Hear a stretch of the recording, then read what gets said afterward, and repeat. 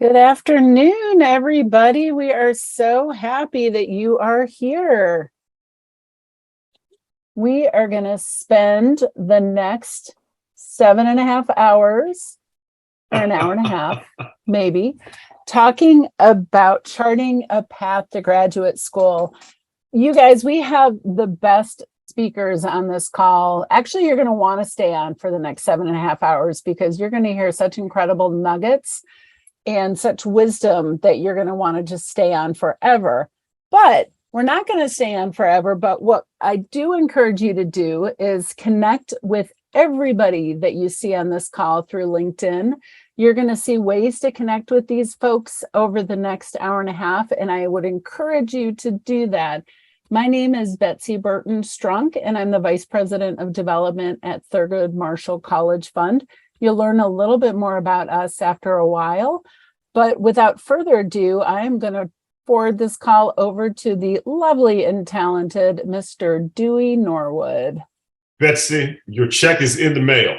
Your check is in the mail. You're showing love here for us on a Thursday afternoon. So perfect. Everybody, welcome back to our September installment of the groundbreaking Beyond College webinar series.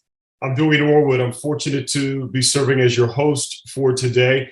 And you'll see, again, the topic that Betsy mentioned just a moment ago on the next slide. This is all about charting a path to graduate school successfully. I really want to emphasize the focus on the successful path. You're going to hear from leaders today that have been there. They've done it. They've been successful.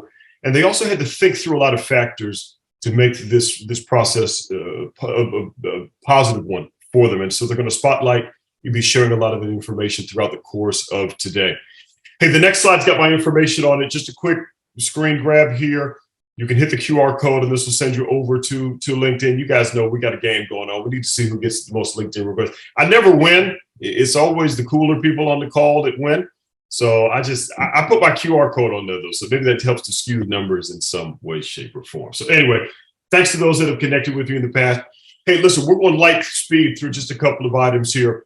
Noel, as we jump to the next slide, you'll see a little bit about our institution. Here's what I want you to take away from this. $1.9 trillion in assets. Essentially 1 in 3 households across the U.S. is going to have a banking relationship in some way, shape, or form with our institution. The great work that our institution is leading in the small business space, the lifeblood of our community and industries in lots of ways, and economy is those small businesses. Some really great work that's happening there. You'll also see some accolades and also some of the different lines of business. Happy to report that we've got lots of these great partners connected in through today's discussion. And you'll also see our firm's commitments around supporting our local communities where we're privileged to live and do business. So some important pieces there. As we move forward, I want to spotlight what's a significant number. $107 million, team, of financial support over the last 10, 12 years or so, specifically supporting students. So students across all of the scholarship partners that you see referenced there, and finding ways to help you from a programmatic perspective and also through providing scholarship dollars and great programs like these. So hope you smile when you see the significant investments that the firm has been making. I will spotlight the work specifically happening around HBCUs, now over $32 million of financial support, again, over the last 10 to 12 years, connecting into the work across our historically Black colleges and universities. So some important work happening in those kinds of areas. A couple of items here that you'll see on the next slide with things.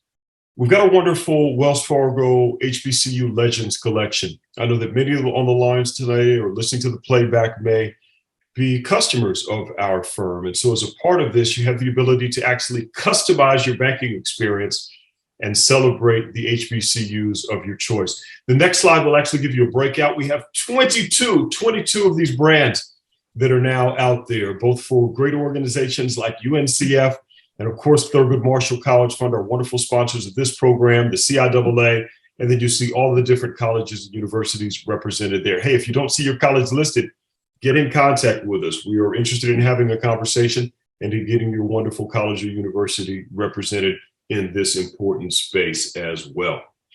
Hey, with that said, I do want to give just a brief reminder that we're going to bring Betsy back on for a moment. Team, please remember that today's webinar is being recorded. If you choose not to participate in a recorded webinar, now is a great time for you to politely disconnect. For those that are listening to the playback, thank you so much for tuning in. If you have any questions about the content that we've shared today, please feel free to contact the Wells Fargo team and or our partners there at the Thurgood Marshall College Fund, or TMCF. All right, we've covered off on the disclaimer. We've talked about the cards. Betsy, let's bring you back up for a moment. I know you want to spend a couple of minutes talking about the great work that you and the team are doing across TMCF. So please take it away. All right. Thanks, Dewey. And Wells Fargo has been an incredible partner of Thurgood Marshall College Fund. The numbers that he talked about, Thurgood Marshall College Fund has been incredibly fortunate to get a lot of those dollars. So we're very happy about that and keep those coming, Dewey. So thank you in advance. Yes, ma'am. So Thurgood Marshall College Fund is celebrating its 35th anniversary this year. We're really fortunate to be able to provide our HBCU students with incredible opportunities through scholarships and internships and leadership and professional development, including an event that we're going to be having next year and also next week with over 1,100 and 1,300 folks in New York City. So we're super excited to have a Leadership Institute, followed by a gala that's going to be top-notch with providing students with internships and jobs. But over the last 35 years, we've been able to provide over $500 million in scholarship support, which is just absolutely incredible. And as you'll know, the mission of TMCF is to ensure student success by promoting educational excellence and preparing the next generation of workforce talent through leadership development. So it's critical for us to continue to tell the story of our students. And on the next slide, you'll see that story and the mission brightly. So, Dewey, you know I love you, man, and I appreciate you so much. And I'm so thrilled to be able to share the stage with you as always. Yes. And as our friend Dewey shared, we want you to make sure to connect with us. He talked about the little competition that we have. I've been winning in terms of the LinkedIn competition. So again, it's Betsy Burton Strunk on LinkedIn. And when we finish, we do have a competition. So anywho, I'm going to turn it back to you, Mr. Norwood. Thank you, ma'am. All she does is win, win, win, no matter what. That's all I'm going to say. That's all she does. Hey, listen, we're going to take a quick look at the agenda here for today, and then we're going to get to the real stars. As much as you want to hear from Betsy, which Betsy will be coming back to facilitate our Q&A at the later portion of the broadcast. But we really want to get to our amazing panelists here. And so, hey, first day of fall, the autumnal equinox. I didn't pronounce it correct, Melissa, but I tried. But it's the first day of fall. You guys can correct me afterwards. But listen, this means that we're getting into some important times relative to decision making. And candidly, sometimes that you all are going to need to be thinking about what's next, whether that's starting to apply for those internships that will be coming up over the summer of 23, or starting to get prepared for graduation. There's a lot of good things happening there. Hey, by the numbers, we are over 150 registrations here for today. We've got great representation across the college landscape. Shouting out our friends at Bowie State, who are in our top 5 performers here today. City College of New York, the CUNY system, big numbers. I see Cheney University of Pennsylvania in the mix here with us as well. See great partners across FAU, so Florida Atlantic, connected in with us here for today. Looking through to see if there's any other top performers. It looks like, wow, okay, there's a surprise on here. It looks like UC Berkeley is actually our #1 referral source here for today. So the UCs are in the house. I see UCLA, I see Riverside, San Diego, and Santa Cruz, all in the mix here as well. UChicago is also in the number for our participants. So just special thanks to all of those partners. And York College, can't forget about our friends at York College that are connecting in there. So 150 plus. Don't forget, it's not too late to get folks connected in. Drop this onto your social media handles, pass this over to your classmates, and we'd love to get other folks on the broadcast here for today or checking out the playback. Hey, what to expect? We're going to talk about graduate school. We're going to talk about the application process. We're going to talk about paying for it, and we're going to give you some great resources that we think will help you along your journey. Please remember, the Q&A function is open for business as well as our comments field. You all know the rules if you've joined before. We are not going to read your name out. If you submit a question to us, our commitment to you is we will not read your name or the name of the individual that submitted the question. However, if you put it into the chat, certainly your name could be displayed in those instances. But submit those questions to us, team, with confidence and confidentially, knowing that if it's a question that's top of mind for you, there's someone else that's watching the playback or someone that's on the other side of the country, the other side of the globe, who may have a similar question. When we get to the end, we'll give you some reminders. We've got our quick QR code that you can scan to access the survey. Hey, and get social with this. Use that hashtag for TMCF, and then also use that hashtag for Wells Fargo Beyond College to be able to be a part of the discussion here with things for today. All right, team, that's where we're headed over the next couple of minutes. As we jump forward here, we do have a polling question that we're going to bring up, and I'll ask Jeremy to go ahead and launch this one. This is simply a gauge to know where we are today. So if you would take a moment, and when that comes up on the screen, go ahead and let us know, hey, you're in college today and you're thinking about grad school. You're in and thinking about it maybe after working for a little bit. You're working and interested in grad school.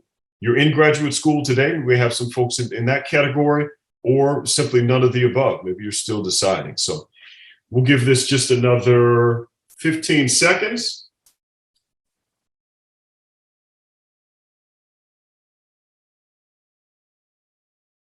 Okay, looks like we're getting some responses in the chat. Thanks to those that are submitting those as well. All right, Jeremy, let's take a look at our numbers, man. Let's see how we fared.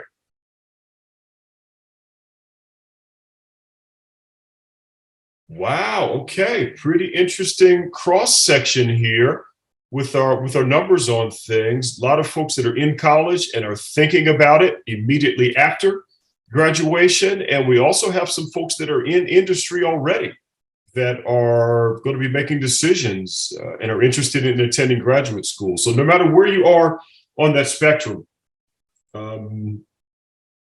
you're going to be able to, I think, get some really, really good information from our presentation and for our discussion for today.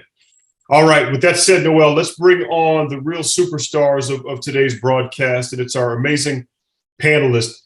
Scholars, I want you all to go ahead and grab a screen grab now. You'll see the contact information for all of our partners here on the screen.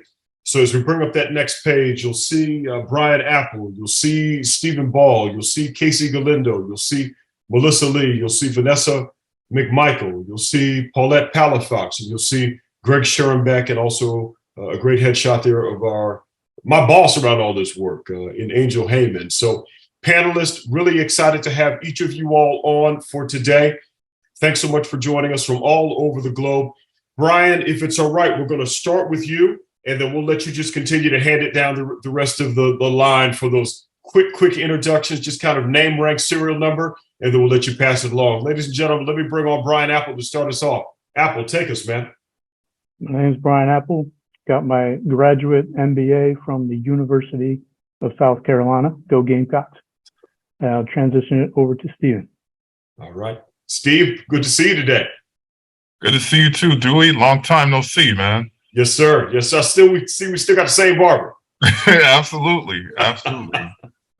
Good afternoon, everyone. I'm Stephen Ball. I'm the Dean of Students at Harvard Law School and University of Michigan undergrad and master's, and then Harvard Law School for law school.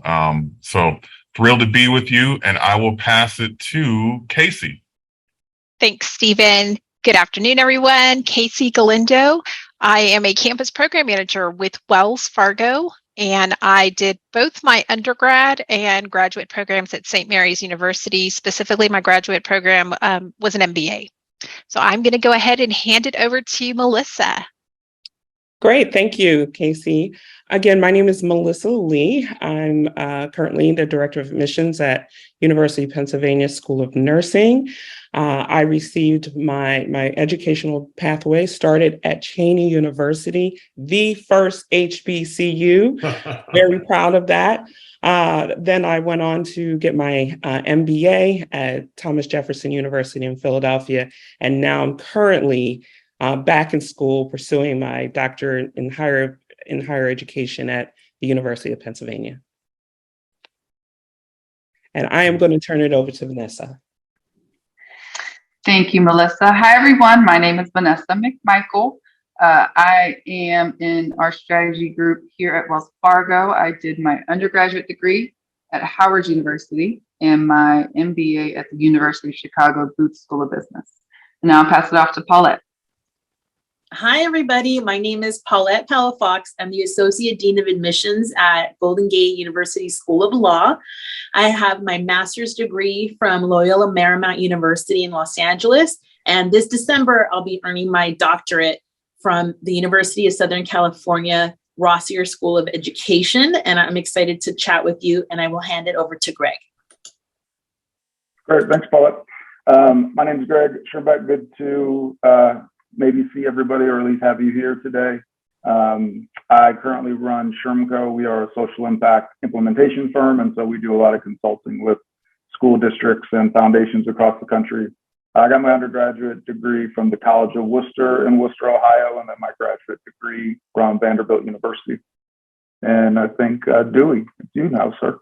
Yeah, Greg, thank you. And so, panelists, thank you for those quick introductions with things. And we're gonna unpack some of those additional pieces here on the next slide. And I'll call a little bit of an audible. Greg, let's stay with you on this one for starters, and we'll go in reverse order relative to this one. You know, you certainly talked about kind of what you studied and kind of the where and the why. As you were making a decision, man, what type of a learning experience were you actually looking for? And again, I'm going to ask all of our panelists to spotlight this same one. So, Greg, give us a start on this one, man. Sure, I appreciate it. I think for me at that point in my career, I had just begun to help open a charter school in an under-resourced area in Nashville, Tennessee, and North Nashville to be specific. Wanted a graduate degree or learning experience that kind of blended both my passion for business, but also education. And so was able to find a program at Vanderbilt focusing on leadership and organizational performance. And the actual curriculum was divided into, kind of like half like an MBA, half like an MED, a master's in education. And both that theoretical information, but me working during that time and building the school at the same time allowed me to kind of see what was working and what wasn't as we were thinking about leadership and organizational development in the schools that we were building and opening. Okay, very good, very good. Paul, let's jump over to you for this one. Same question there, friend. Talk about kind of shared already a little bit of it, but go into a few more details there about specifically the learning experience that you were shooting for here. Sure. And congratulations, because you're just a couple away from the real one. I'm almost done. I'm so excited. I'm so excited. It's interesting because I think my interest in the type of environment I wanted to be in, which was in person, because you have choices now, hybrid, online, in person. I wanted an in-person experience because actually there was a break in time between my undergrad and my master's, which was 14 years, which gave me plenty of time to determine which pathway I wanted, which was higher education and helping students from underserved communities. So I knew engagement, interaction, being in person, a master's degree that was going to help me pursue that next level, moving higher and higher. You have to learn how to learn. And I felt the best way to do that when re-entering into higher education was to be live, in person, interacting with other people from different walks of life and experiences. Sure. And so I got my master's degree in guidance counseling, and then took a couple of years of a break to work a little bit. And then now pursuing my doctorate, which has been an incredible experience. And I work at the same time, and I incorporate everything I learned into my working experience. So it's been really wonderful. Okay, outstanding. Vanessa, let's pivot over to you on this one. Same thing, learning style especially here. We're going to unpack more of part-time versus full-time in a little bit more, but give us some color on this one, friend. Sure. So for me, the biggest decision for school was the brand. And so rather than choosing a school based on learning experience, there was one school that I wanted to attend, and thankfully I got into it. It's University of Chicago. And for me, it was because I was going to school to rebrand myself. I had done investment banking for a few years, and every individual that I had come into contact with who attended the University of Chicago, whether it was GSB from back in the day or Booth, was just sharp and on point. And I said, that's what I need to be surrounded by. And so that's how I made my decision, Dewey. Okay. Vanessa, good color there. Good color. Melissa Lee, let's give it to you for a moment. You've already shouted out Cheney. What was Cheney again, just so we get it on the record? The first HBCU. Let's be clear. Yeah, in terms of graduate school, I knew that I always wanted to pursue my MBA. Prior to my career in higher education, I was in the corporate sector, and I knew to advance my career in the corporate sector, I needed it to at least get an MBA.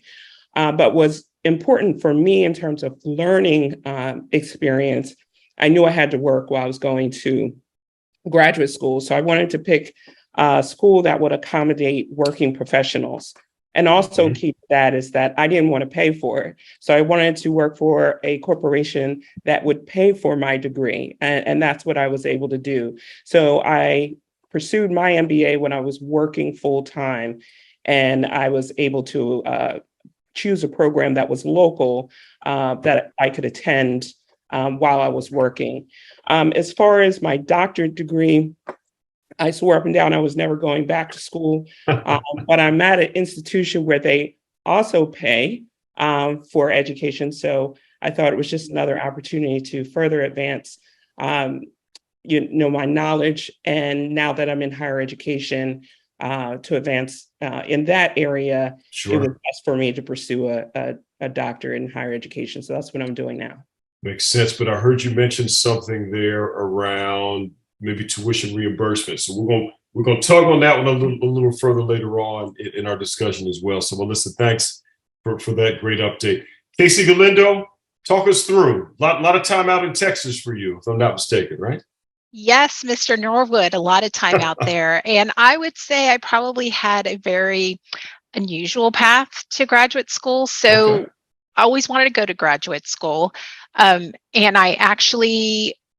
I'll say I did my work study in the financial aid office when I was completing my undergraduate study, and never thought in a million years I would stay in financial aid. But when I graduated, I started going on job interviews for my major. So I was an accounting major in undergrad, started going through the interview process, and then a position opened up in financial aid. And one of the big deciding factors for me is when you're thinking about the total package, I got the offer to receive 100% tuition reimbursement. So cost was a big factor because I knew, graduate school is pretty pricey, especially depending on where you would go. So it also provided the flexibility because I was working full time. I went to graduate school part-time, but again, was able to take advantage of that tuition reimbursement. So that component was a good deciding factor for me to say, you know what, I'm going to stay here and pursue my graduate studies there. And knew that when I pursued the MBA, very much interested in business, having done accounting, and really felt like down the road, I would like to make that transition to the corporate side. So that's, really how it all started. But I would say that, tuition reimbursement was huge. Having that flexibility is huge. And definitely have been able to continue that combination of working in higher ed, if you will, because in my role, I still work with colleges and universities, but also being able to leverage my MBA as well.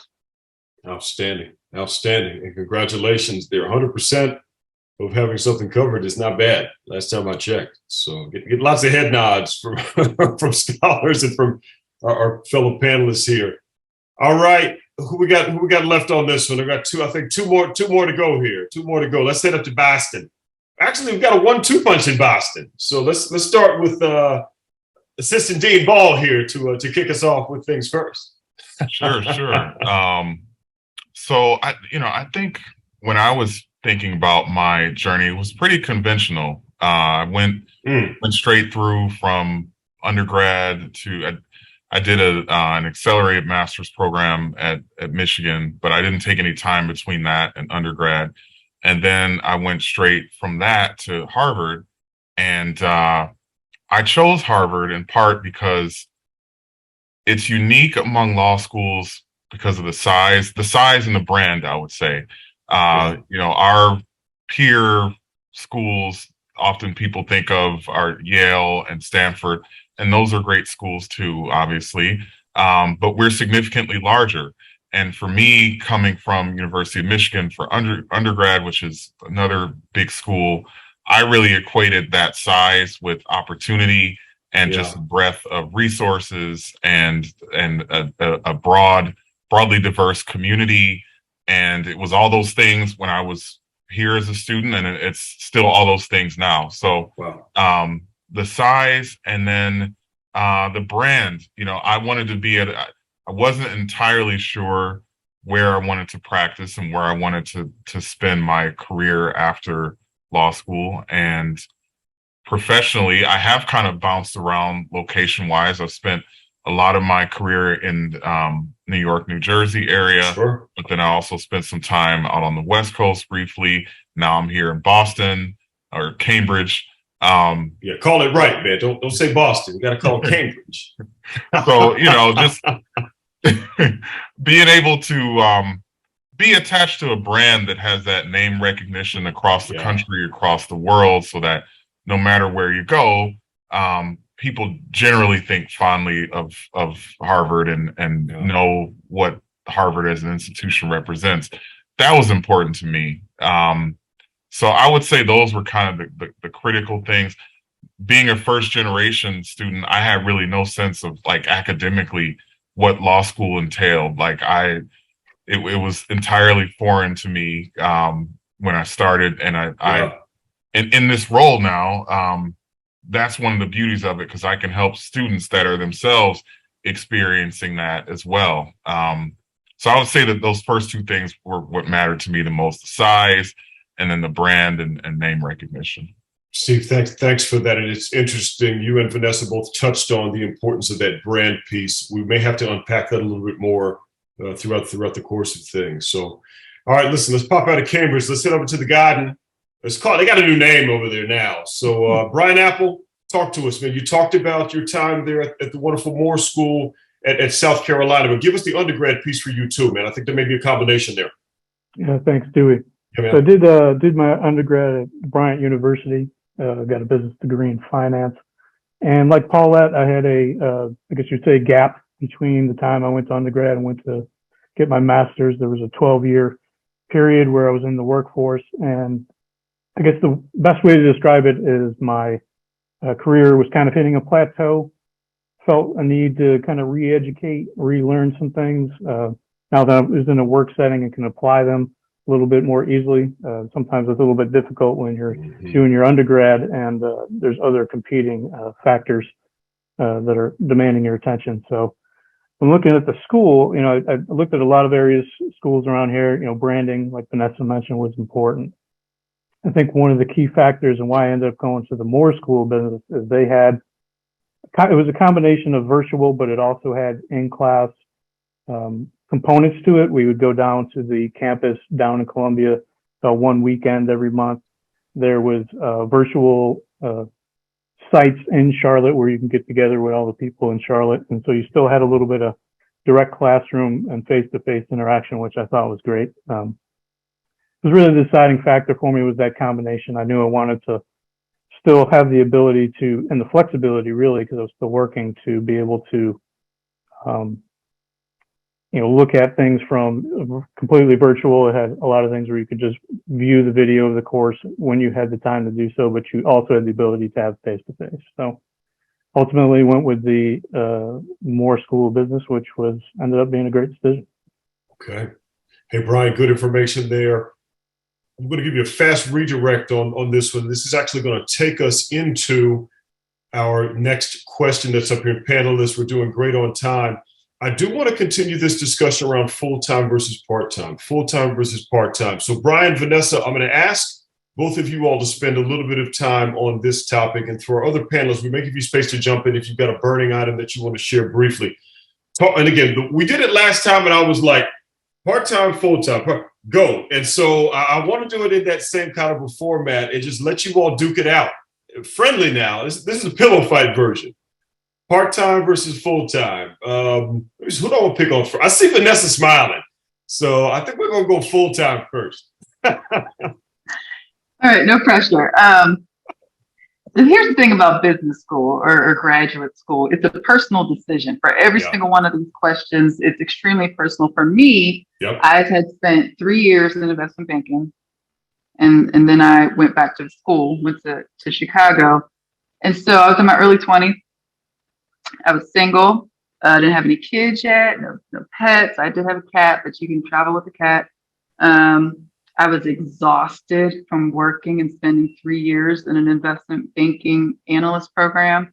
And so for me, I didn't see any other choice. Oh, and then let me add too, because I was in investment banking for 3 years, I had saved up a good amount of money, right? So financials for me were not front of mind in terms of maybe not having the ability to go back and have to work while going to school. So for me, I just saw no other choice, and I wanted to jump head first. And I was also ready because I was just exhausted from being an analyst. And so for me, that was exactly why. It was personal to what I had going on in my life at that point in time. If I would go back in time, I would absolutely do full-time again. I had a wonderful experience, and I loved being completely immersed in school with my peers, networking, because again, for me, it was all about branding and rebranding myself. And I felt like I had the opportunity to do that without having to worry about work as well. So Nice. That's my story, sticking to it, Dewey. Okay. All right. We've heard one side. Let's flip the coin over. Brian, talk to us, man. Part-time piece. Yeah. How's the decision making going here, man? Yeah, it's absolutely a personal choice, and a lot of times your situation will dictate that choice, as Vanessa kind of alluded to. So in my situation, I'd been working for 10 years, had just gotten married, had just bought a house within the last year. My wife was going through a career job transition, so we were single income at the time. So really, it would have been nice to do the full time and knock everything out in 18 months or 2 years.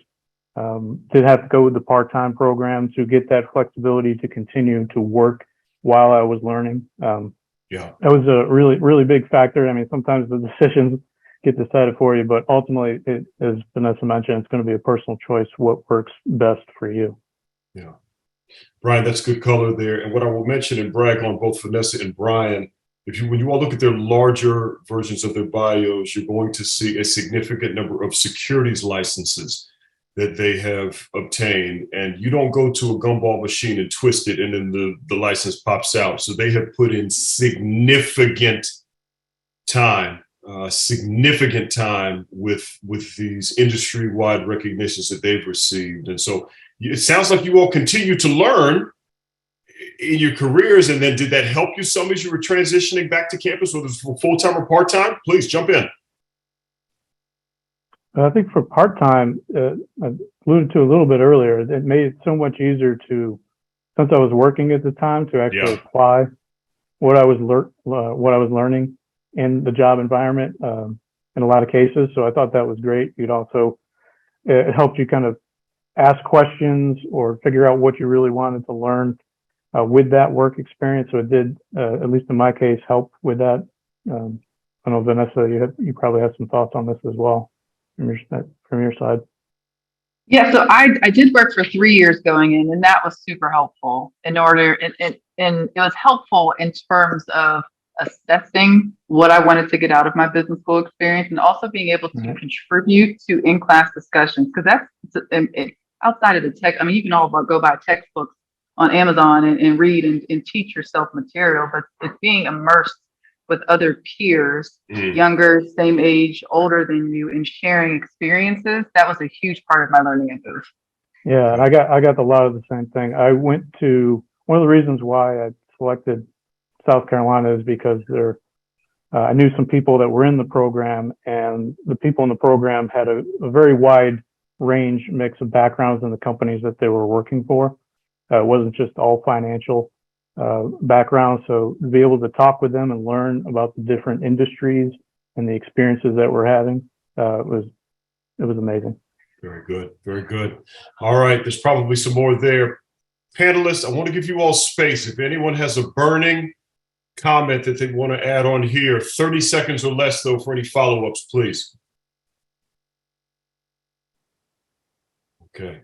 Vanessa, you covered it all. Brian, I see, as my Spanish teacher used to say. Maybe some, maybe not some. So, all right, listen, we're going to pivot over a little bit. We're going to our subject matter experts here now relative to the recruiting timeline and processes. Paulette, this is for you. I'll probably ask you to start, and then Steve will give it to you, and then Melissa at the end on this one. How has the pandemic impacted graduate schools and the student application process? Angel helped us to tweak this question because we've had to change it a couple of different times, candidly, as we've been delivering this through the pandemic. And Angel came up with some good suggestions.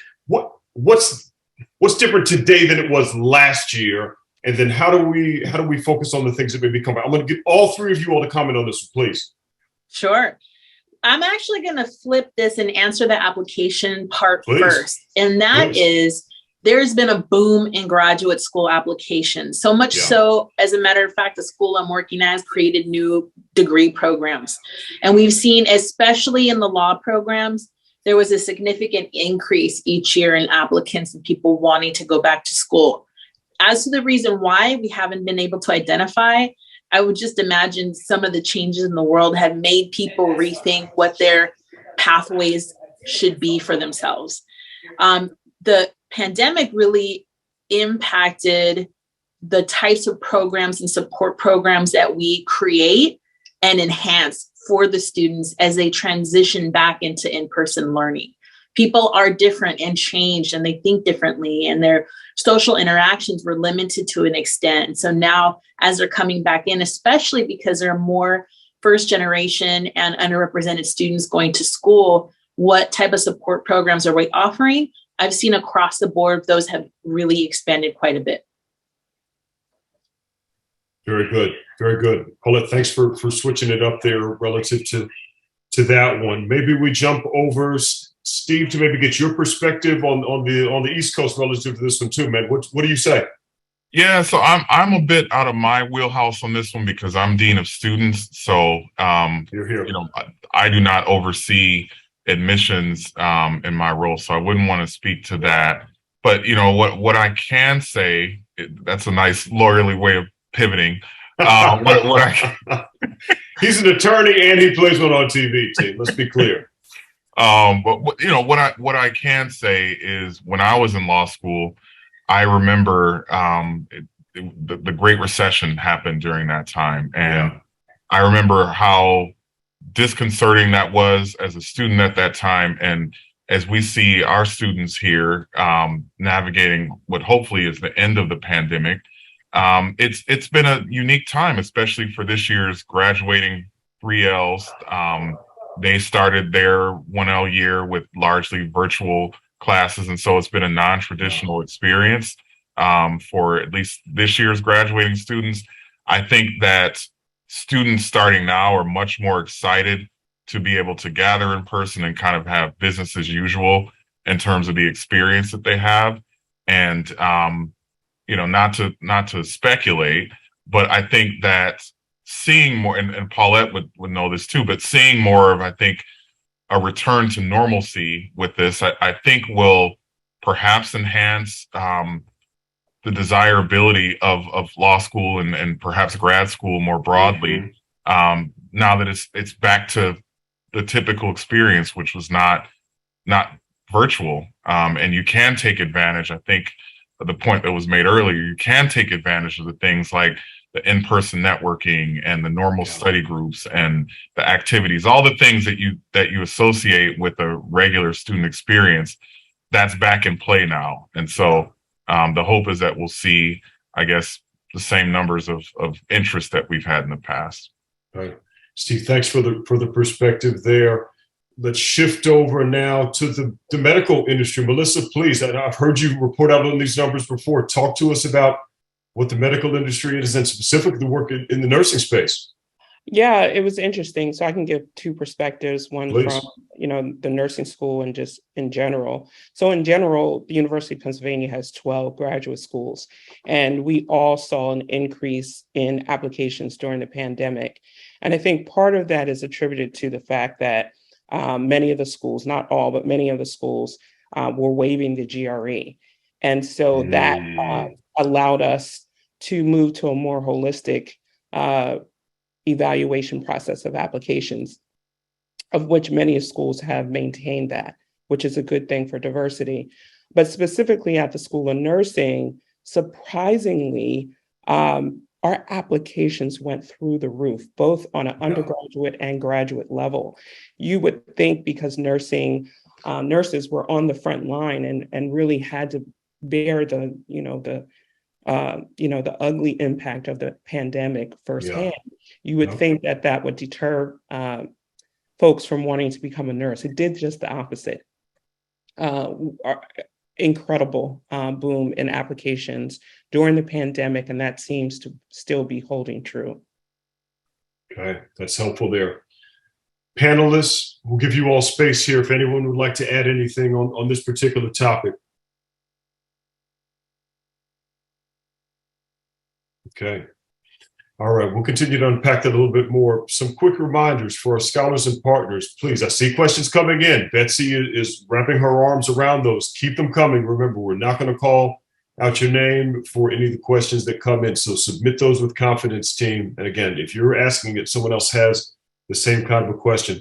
All right, Casey, Vanessa, we're going to jump over to you all along this one as well. This one is just really tied into kind of some of the certifications that are out there. I want you all to talk a little bit about some of the things that you had to do way back in the day, even maybe some of the study mechanisms that you used to help you be successful. And Greg, I think I'm going to give you space on this one too, to chime in, man, just how you were able to study and get those things going for the different exams. And I think on the next slide, we actually give some examples of the different types of tests that are out there. So maybe talk about what these are, Casey and Vanessa and Greg. And then, my goodness, how do you end up studying for this thing called the LSAT? How in the world do you study for the GRE? I just answer C. Is that just answer C? When in doubt, answer C. Does that still work? There you go. Sure, why not? No, definitely. And actually, one of the things I didn't mention earlier was I was very similar to Vanessa. So after graduation, I worked for 3 years before going back to graduate school. And the reason I did that is I actually changed my major in undergrad. And at the time when I changed my major, I went from pre-med to accounting. I lost a year because of the courses that I had taken. So just say it again. Pre-med. Yes. And I sat there when I was in my embryology class thinking I wanted to specialize in pediatrics. And I thought, what happens if I lost a child? Could I deal with that? Could I move forward? Would I be able to? And I was like, I don't know if I could handle that. Loved math, science and math. So I made the transition to accounting. Okay. But because of where I was in my program of study, I lost a year. So it took me 5 years to finish school. Okay. So at that point, I was tired. I needed a break. And I knew if I was going to go to graduate school, I needed to be committed. I needed to be ready, if you would, to go to graduate school. So I worked for 3 years. And much like what Brian said earlier, it was time. It was time to take that next step in a career. So, decided I wanted to pursue my MBA. So had to study for the GMAT. And, being out of school for 3 years, you get out of sync. I'm not going to lie. So, you're used to that flexibility of not having to study, not having to put in the hours, tests, things like that. So, at that point, I was very focused.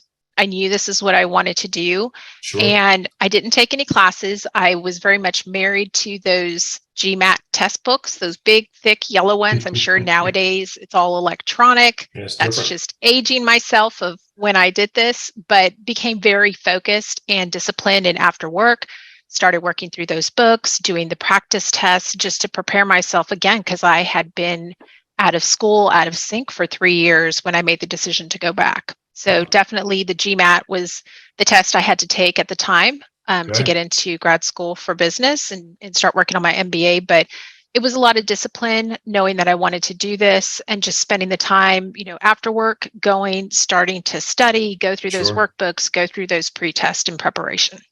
Okay. Casey, good things there. Vanessa, Greg, I want to hear from both of you all in this as well. And panelists, at the end of this one, I want to hear from everyone what exam you had to take and kind of at what time. So Vanessa, let's go to you and then Greg next. Sure. So I had to take the GMAT. I am not an individual who was blessed with the ability to take exams. Like, I am a terrible test taker. So all those licensing exams, Dewey, that you referenced that Brian and I have at the very beginning. Yes, ma'am. Very difficult. I'm also kind of an overachiever though too, so I'm going to put in the work.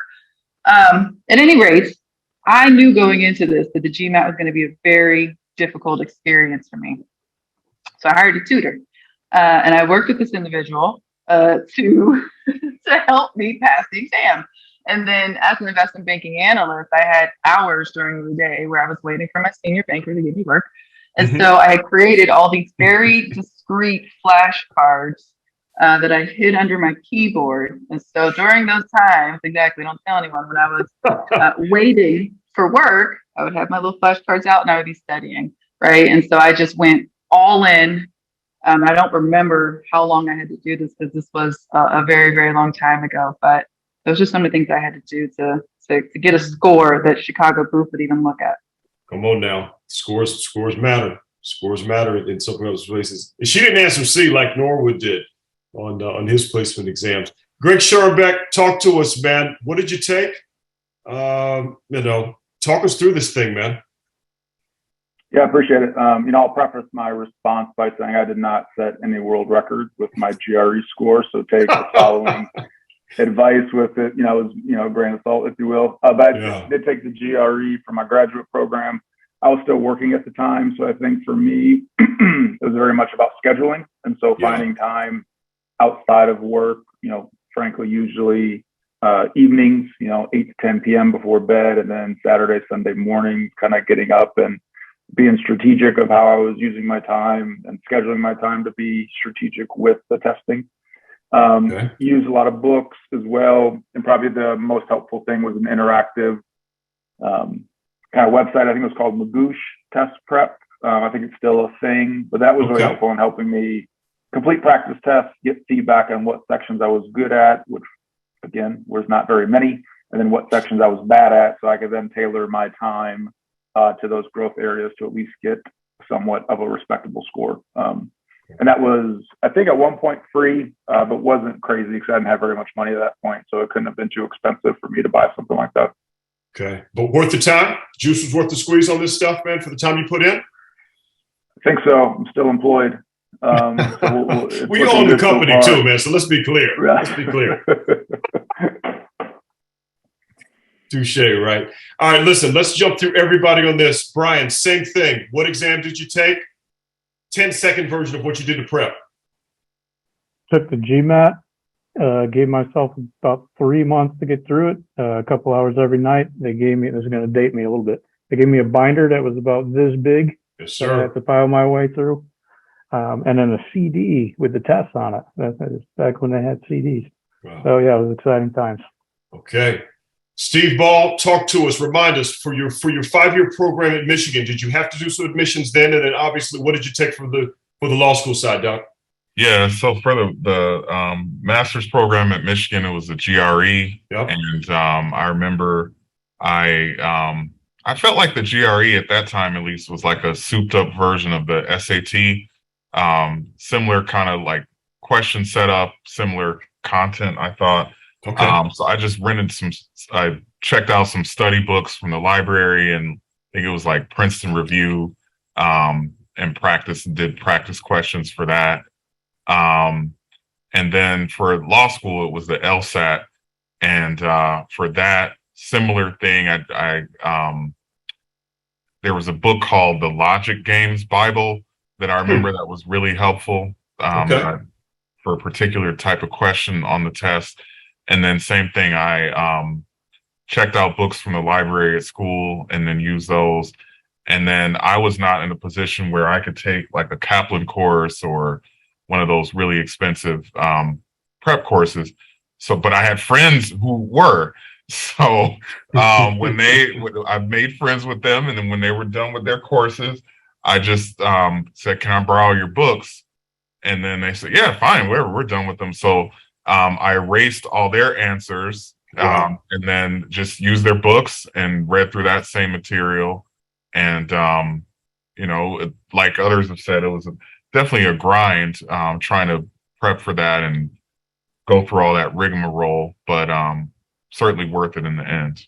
Yes, sir. We appreciate that. Melissa, let's jump through it here, both for you and Paulette on this one to kind of round this one out. Just remind us of the placement exams and were there different things as you progress through now to the doctorate side? Talk us through it.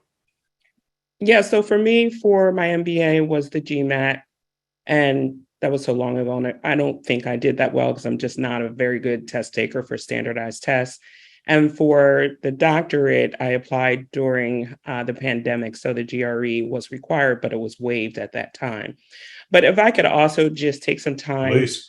to flip that as someone who reviews applications as an admissions professional. Come on, talk to us. Now it's really important to do the research to see, one, what schools really require these tests. Some are test optional, some have been waived, others are still required.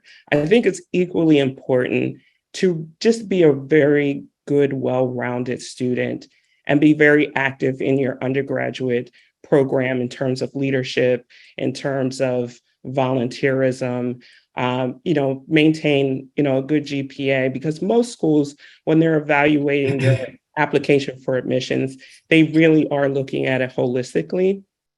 And so while these standardized test scores are important and you really want to do your best, it's still very important to be a well-rounded student in general. So I know there's a lot of stress around these standardized test scores, and I don't want to take away from that. But as I mentioned, it's really equally important to be a well-rounded leader, involved student as well. Letters of recommendation, all of that is taken into consideration. So I just wanted to mention that. Holistic admissions. So that means I still got a chance. Absolutely. We all still have a chance. I don't know. All right, Paulette, bring us home on this one. Sure. Okay. So for my master's degree and my doctorate, the GRE was optional, and they both had two different methods of, if you waived the test, was, a written component and or an interview.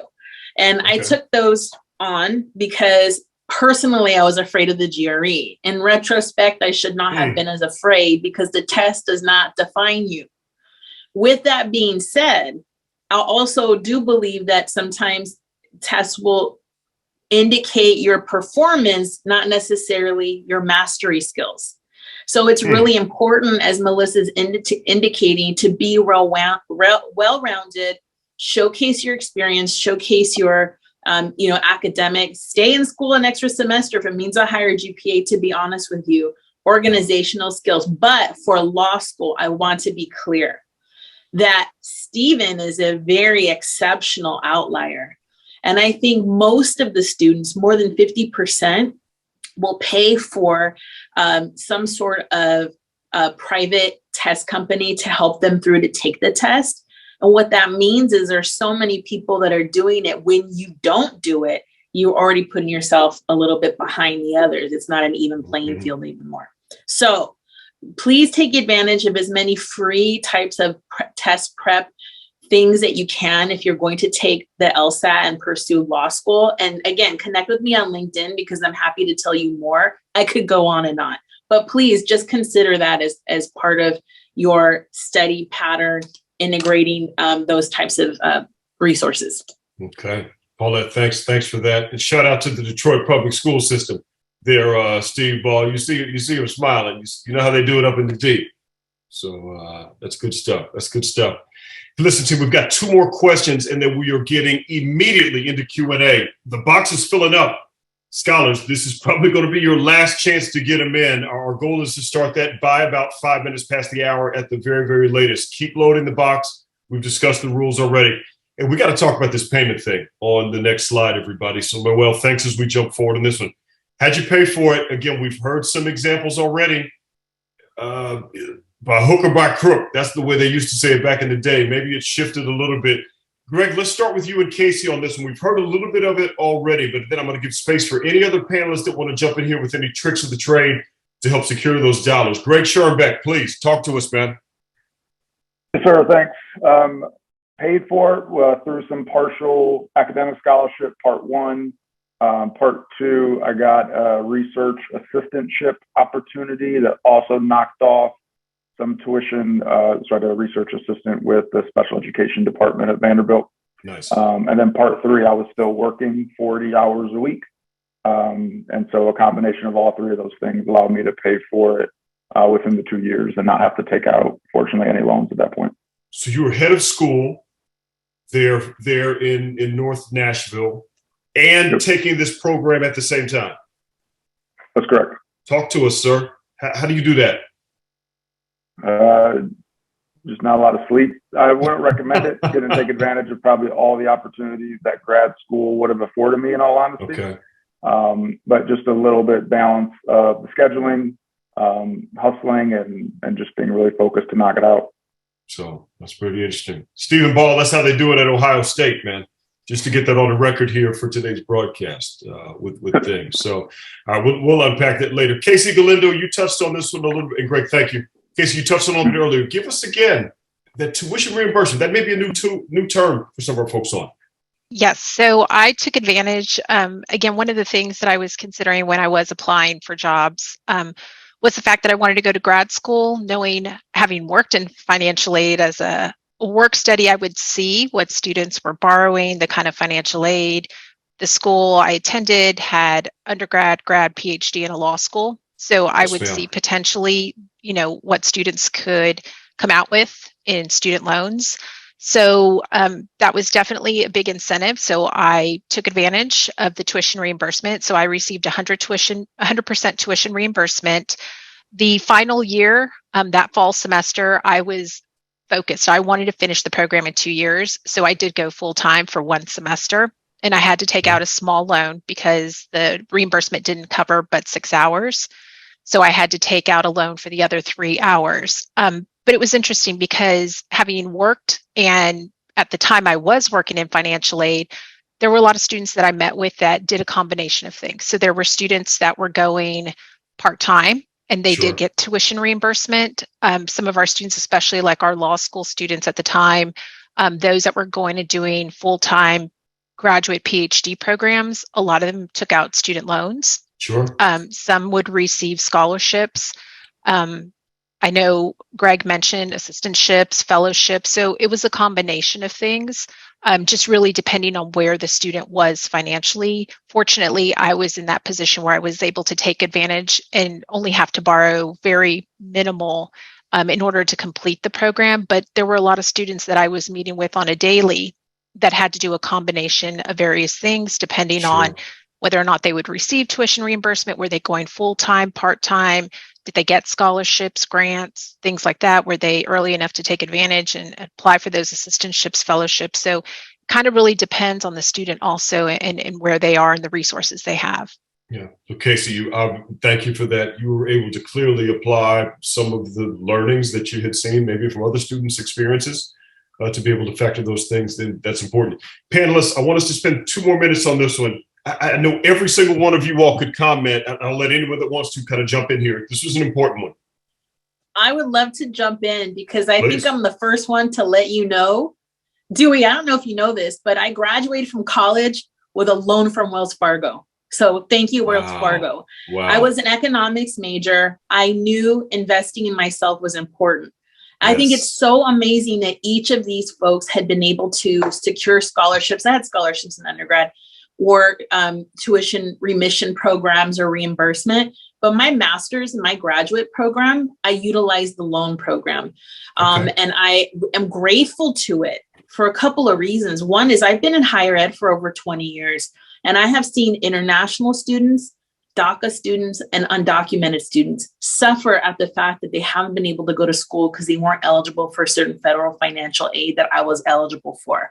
Yep. So I used it to my advantage to further my education.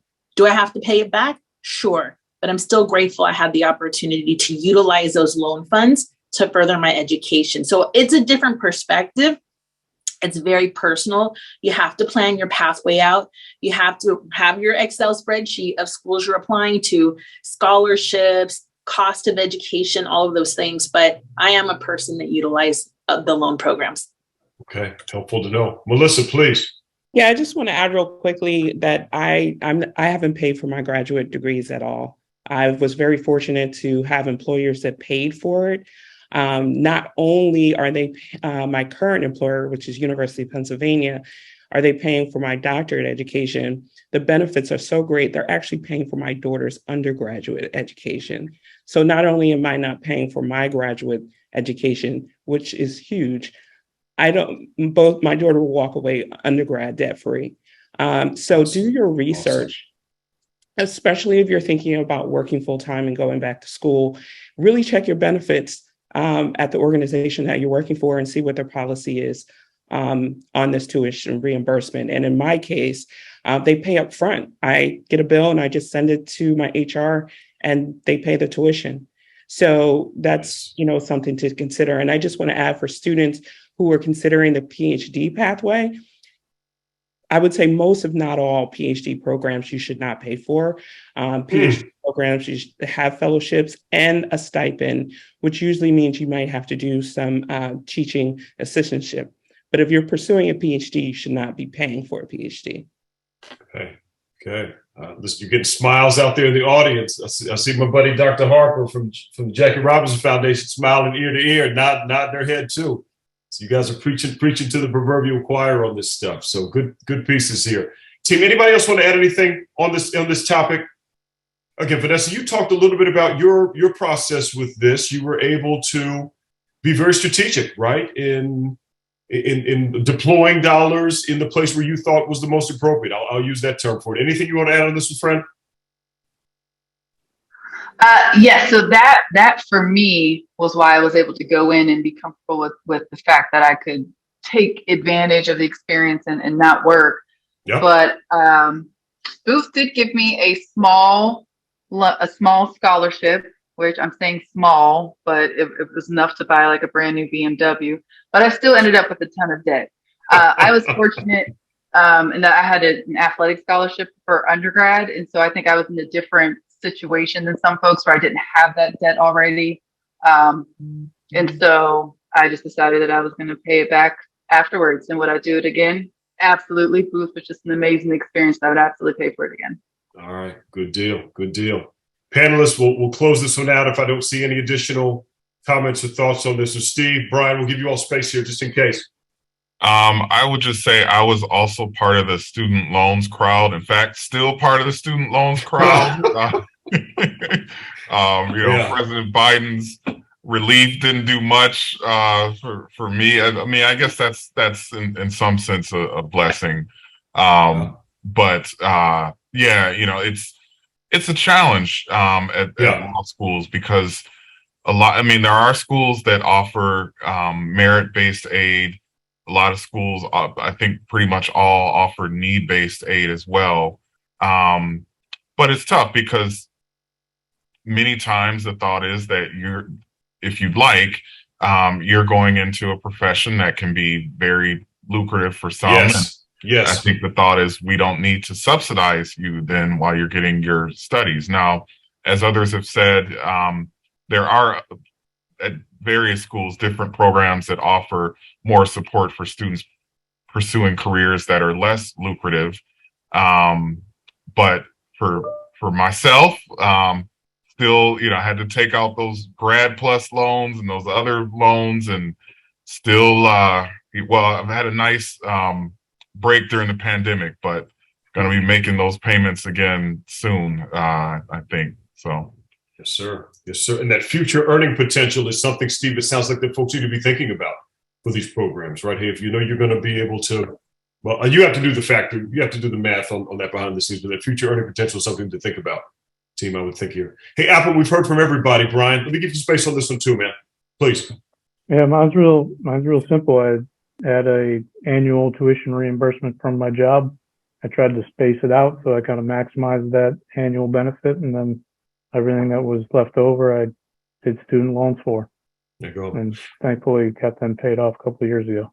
Good man. Good man. Brian, was there a stipulation associated with that tuition reimbursement? Did you have to stay with the firm for a certain time period after, man? Why is that important to factor in? I think there was I think you had to stay there at least 1 year after the last benefit that you received. Sounds right. I don't think that's the same now, but that's what it was at the time. Okay. Definitely a thing to consider. Got to read that fine print, whether you're signing whether you're signing documents or whether you're accepting support in a given area. So scholars, you've heard a lot of important pieces here. All right, we're pivoting to Q&A in the next 5 minutes. Light speed, we're going to go through this last item. And again, we got to hear from everybody on this. This is a fun question. This question has evolved over time with things. So yeah, I'm going to ask everyone on the panel to touch on one of the two, not both. And I didn't call no names. I know I didn't call any names. I'll say it correctly. I didn't call any names, but you get to pick one of the two. What types of networks did you establish or wish you established in school? And then what did you do for fun? This is not just about the education. There's got to be some fun components to it. All right, I'm going to pick on Greg Schoenbeck first. And Greg, you get to pick who goes next on this one, man. So pick your question and then fire away, man. Love it. Yeah, I mean, the network was incredible in terms of the diversity of thought, the diverse experience in, biasly in my program, and diversity in terms of racial backgrounds and ethnicities and professional networks as well. So just the ability for us to build that and the ability for me to connect with so much diversity within my specific cohort of incredible current leaders at that point in time and aspiring to be better leaders was something that was really powerful for me, and that continue to stay in touch with them to this day. Okay, so pretty good network there. And remind us, man, the school that you worked with, both for your Teach for America experience, so shout out to TFA, and the school that you were working with there from the head of school perspective, both Title I schools? Both Title I schools and under-resourced areas, yes, sir. In Charlotte, that was West Charlotte High School. The Dub, as they call it. The Dub. Dub C, that's right, Dub C. And then in Nashville, we opened a school called Nashville Prep, and that grew into what's now a charter management organization, which is essentially more than one school, and that's called the Public Schools, and they currently operate 7 schools in both Tennessee and Mississippi right now. Nice. Good to know that you're keeping those connections there. All right, man, you get to pass the baton. This is on you. Got to make you do some work today. Yeah, let's go to Mr. Ball. All right. Boston. So I picked one of these questions. You only get one, man. You got to talk about either the network that you established or wish you had established, or something for fun, man. What's something you did for fun? Either one, man. Dealer's choice. Okay, so what I always like to tell students is that, everyone thinks like, oh, law school, it's all academic and you never do it, you never leave the classroom or the library. And like one of the most fun things I experienced as a student was, one, I lost like 70 pounds because I spent so much time in the gym. Wow. And, of course I gained it back in the years since then. But at the time, like I lost 70 pounds and just spent a lot of time, working out, getting healthy. And then the other thing I did was intramural basketball. So we had a basketball league that was just our students. And I was captain of a team. And it doesn't speak that highly of my skills because we were winless in one of our seasons. We were 0-6. And we had a chance to be 1-5, but in this one game, my friend and section mate, all he had to do was just let the clock wind down. There were like 15 seconds left. He just needed to hold the ball and let the damn clock run down. He didn't do that, so the other team just ripped the ball out of his hands and they dribbled the length of the court and they hit a layup right as time expired. So we ended up losing. And we went 1-5 instead of, or 0-6 instead of 1-5. So I was really upset, but also cracking up at the time. So just things like that, like fun things outside of class, hanging out with friends. For me, it was intramural stuff. I was involved in some of the student organizations too. But I often say, I think the personal growth you get through that experience is just as important and valuable as the academic and intellectual growth. And for me, just being around different people from different backgrounds and experiences, I learned so much from that. And you do that as much through the out of class opportunities as through the in class things. Fair enough. Well, Steve, you get to pass the baton, and at least your section mate didn't call a timeout when you didn't have any timeouts left. You knew that was coming. I'm gonna pass it right. I'm gonna pass it to that's love for Michigan. I love the Fab Five, by the way, but that was I do. Yeah, you got to know how many timeouts you got left. Sorry. I know it's not my time to jump in, but as an Ohio State fan, I gotta love it. Listen, there's a couple of Ohio State connections that are on here around things. We'll talk more about those later on. So that's okay. They need to be quiet for another couple months or so after the beating they took last fall. So wow, I don't want to hear anything from Columbus. Are we going there here? We got time for this. I see Greg and Betsy brought her camera back on, y'all. Y'all see how important that football thing is. I'm still a Michigan fan. Steve Ball, let's pass the ball, man. Who you going to I will next? pass it to Paulette. All right. Okay.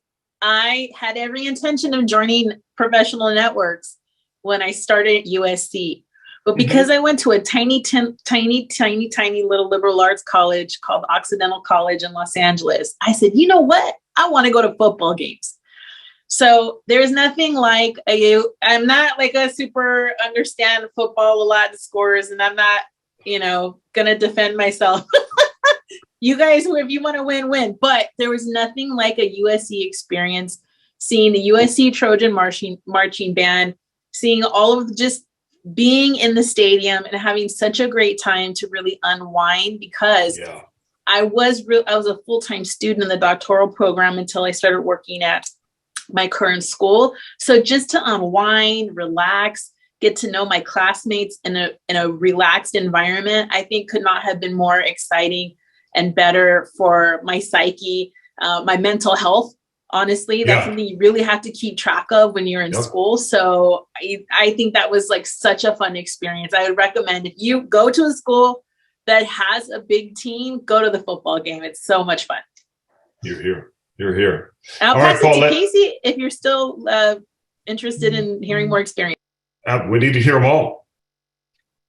Awesome. Thanks, Paulette. I would say, well, it's funny that you should mention that, Paulette, because I was going to say take advantage of professional contacts and professional networks. That's not something that I did. Hindsight, I wish I would have done that, and even taking advantage of the professors themselves. I just kind of took it for granted that I worked on campus. If I had a question, I could go anytime, which, just didn't take advantage of that. So I would say ask questions, take initiative, really take advantage of those professors and those professional contacts that they may have in networks that you can definitely take advantage of. But to Greg's point, I really loved the network I established with my fellow grad students, MBA students. We had students that were international students, different age groups, races. So conversations were very interesting. We were pretty close. I keep in touch with some of them right now. So it was great from that aspect, but definitely wish I would have taken advantage of those professors, their professional networks, contacts, and asked more questions. Casey, that's great. That's great. All right. I think you got one more pass to make here. Yes. So I'm going to pass to Melissa. Great. Thank you. I have to say, my networks and all of my fun was had at Cheney and HBCU.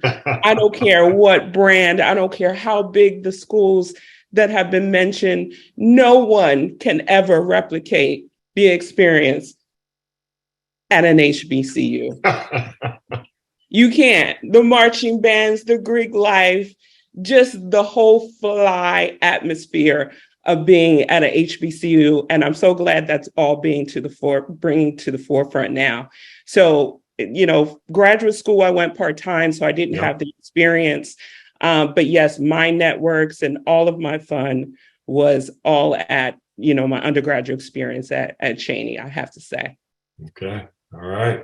And Melissa, I don't want to miss anybody here. I think we actually may have one or two more passes that we have left, if I'm not mistaken. So I think you get to pick here next. The person nodding her head who went to Howard. Vanessa, please jump in on this one. Yes. So I'm actually going to touch on the fun part as well. So one of the things that I took advantage of while I was at Booth, I traveled a ton. So by the time I ended my passport, I had so many stamps in that thing because all I had to do was pay for a flight. I was meeting people and becoming friends with people from all over the world. And so we got breaks. I would just go home with them to see their family and have a free place to stay. So it was pretty awesome. Good deal. Good deal. Vanessa, you also have a fun story about someone you wish you had made a better connection with. Yeah. You want to talk about that one?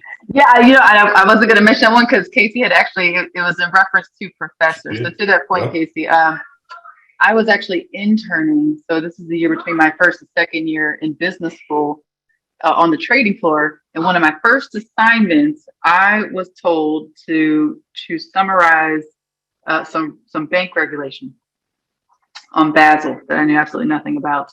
And I had just finished a course with Randy Krosner, who was a Fed board governor during the financial crisis and was actually on the supervisory committee for Basel.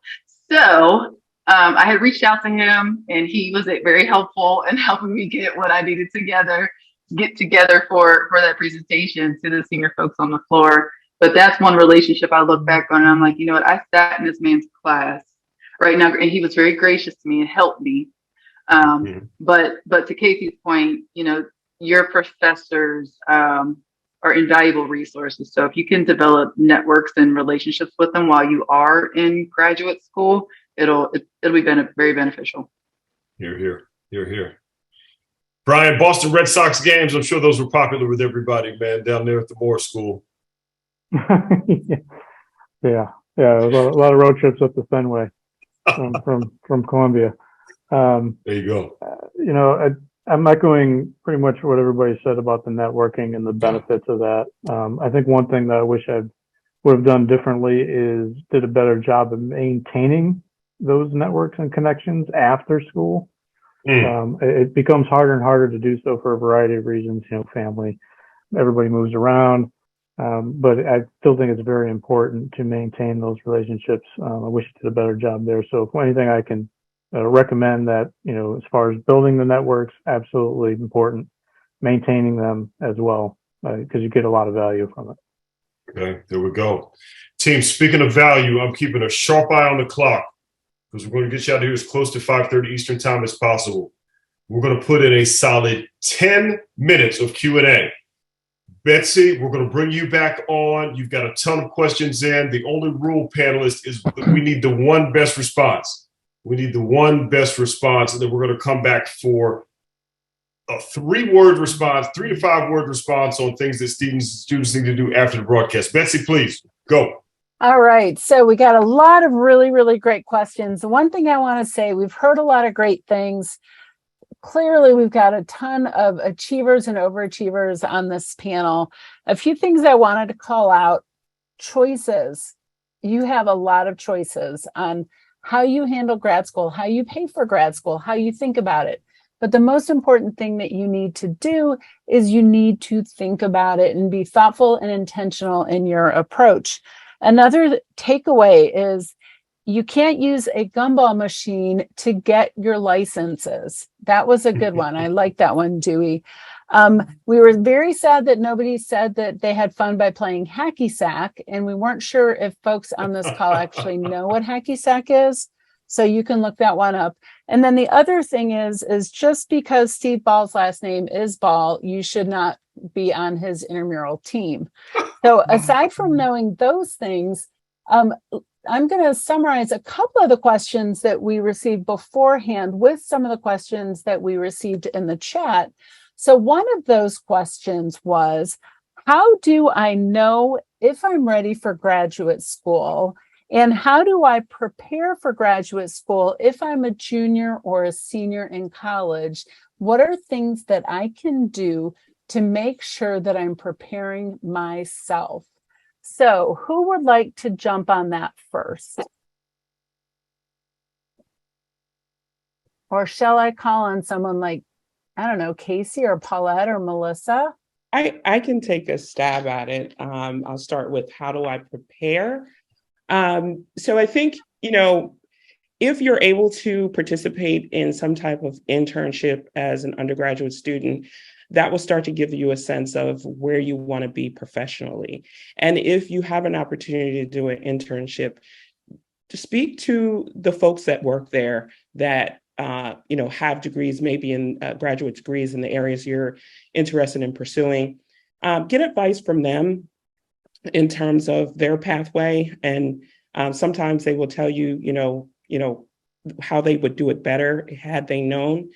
So if you don't have an opportunity to intern, just reach out to professionals that have degrees that you're interested in. Also start to think about if you have career fairs, graduate school fairs at your school, attend those and start to talk to admissions professionals at the various institutions in terms of what they're looking for. Sometimes they do require that you get a few years of work experience. Sometimes it's perfectly fine to go straight through, but academically, you want to make sure that you're taking the courses that are preparing you for grad school. For grad school, particularly for business school or even public policy school, they're very big on, statistics and economics and strong math skills, strong writing skills. So you have the advantage of having access to the internet. I would just start to search schools you might be interested in. And also it's important to think about which graduate level degree do you want to pursue? Is it at a master's level? Is it at a PhD level? Because your preparation for those types of degrees are very different. The PhD is very based around research and writing. And so if that's what you're interested in doing, then maybe you can work with a faculty at your current institution and work on a research project with them so you can get experience in that skill set. If you're thinking about a master's level in terms of a professional degree, law, medicine, nursing, business, you want to think about your hard skills in science and math. And again, writing is really important. And so this is the time for you to really start to do your research. The sooner you do it, the better, because while you're in grad school, in undergrad, you can start taking courses that will not only make you a competitive candidate, but also you'll be better prepared once you get into graduate school. So it's all about research. It's all about speaking with mentors or professionals and asking them about their pathway, and then also just doing your research. And if you can meet with admissions officers from graduate programs, I highly suggest you do that. And that includes myself. I'm open to it. Look me up on LinkedIn, and I'm happy to guide you through that process. There she go, winning the LinkedIn contest. There she go. Oh, I'm sorry. I'm off in of there, mute. Julie. Listen, she gonna win. The dudes never win. Apple and Greg, maybe Steve could win, possibly. I'm not in that one. I'm not in it. Betsy, keep going. Graduate school. All right. Okay. So combining another couple other questions. What are your tips for constructing a cohesive story for your applications? And then how many letters of recommendations should I write? And should I have a mentor to help me with the applications? I'll jump in because I answer this question every day. Perfect. I'm sure Melissa does as well too. The first thing is you have to look at the directions for each and every application of admission you're submitting, because they all have different rules. And what I want to tell you as a piece of advice is that the directions are sometimes a test of how well you're paying attention to those directions and following them. So if we indicate to you we're not going to accept more than a 2.5-page personal statement, and you submit a 3.5-page personal statement, we're likely going to note that. I mean, every reviewer is different, faculty review differently, but there already is an indicator you're not following the direction. So it's really important for you to do that, and also understand the types of prompts, which are essay topics that we're asking you. We're asking that for a specific reason. In addition to that, context matters, okay?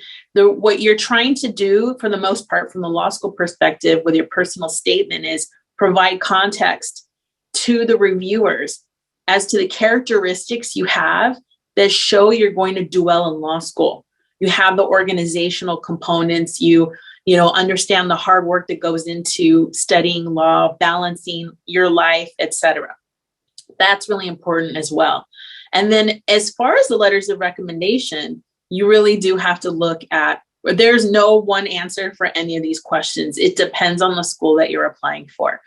But remember this for letters of recommendation, depending on how long you have been out of school, the type of recommendation can morph into something different than you thought.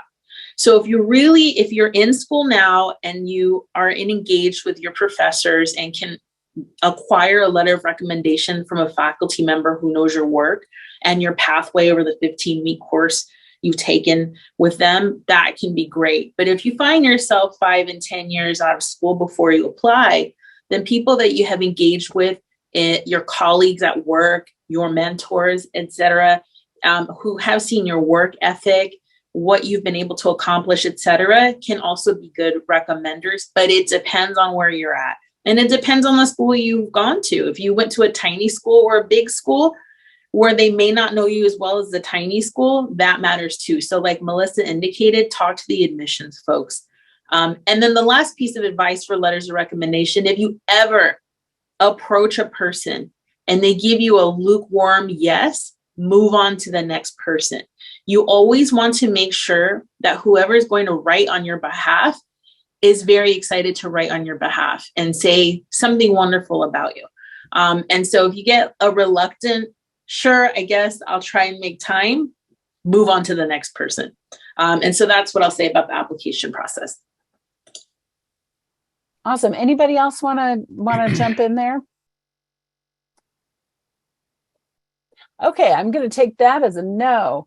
All right, a couple other questions have sort of skirted around the topic, but in general, when we talk about building networks or getting connected with other students in graduate programs, what are the best things to do to connect with others, to either build a network, learn how to meet other people that are in graduate programs in which you may be interested, but you don't know these people, or there may be a set of perhaps at a school, there may be a club or an organization that you think could help you, but you don't know them. What's the best way to gain entry into these networks or grow into building relationships with people that you don't know, but you know can help you in your pathway to a graduate school? I'll call on somebody. Brian, you look like you really want to say something. I always do that. That's just how I look. Attend events is usually a first good thing to start meeting other people. Don't be afraid to reach out your hand and be the first one to act. A lot of times, sometimes at those networking events, everybody's kind of waiting to see what's going to happen. Don't be afraid to reach out, be the first one. I think that makes it easier. And also, you listen to the way other people are interacting with each other. If you're, trying to figure out what should I say or what do I want to quickly summarize, what's my 2 or 3 minute elevator speech I want to give to introduce myself to somebody. Having that in your back pocket is always a good thing. And then sometimes it takes time and experience in different events. I think that's the main thing I would focus on, at least. Well, that's awesome. I think being brave, not being afraid. It's not like anybody's going to yell at you for trying to engage and be part of a conversation. I think that is amazing. Thanks, everybody, for your questions. I think this has been incredibly helpful and meaningful. Dewey, I'm going to turn it back over to you. Yeah, Betsy, thank you. So panelists, want to salute each of you all for the great information. So we stay on time here. We'll just give everybody an opportunity to share a brief closing thought. I'll ask you to limit this to, 10, 15 seconds or something that folks should hold on to. We'll follow the same protocols here. Brian, we'll start with you at the top, man. Give them that closing thought, bud. Yeah, I mean, take your time, make the right choice. Anytime you further your education, ultimately it should pay off for you. So I would definitely, if you're interested in doing it, take the time, make the right decision, and get committed to it. Outstanding. Outstanding. Casey, we'll jump to you next. We're going to leapfrog over Steve for a moment. Sure. I would say get organized, Yeah. apply early, take initiative, ask questions, stay connected, and prepare financially. Okay. Melissa Lee, let's take it up to Philly. How they do it in the city of brotherly love and sisterly affection? Yeah, I think just what everybody's saying, but also don't be afraid to speak with, admissions professionals. And I'm not just saying that because I want to beat Dewey at the LinkedIn contest. You already won. It's really not a problem for us, and I know I'm happy to do it. And so, and be active and well-rounded during your undergraduate experience is what I would say. Melissa Lee, she's speaking truth. Speaking truth.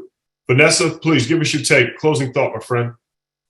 Sure. So if you, and I think one of your final slides in this presentation, Dewey, you're going to show some resources. Take a look at those resources.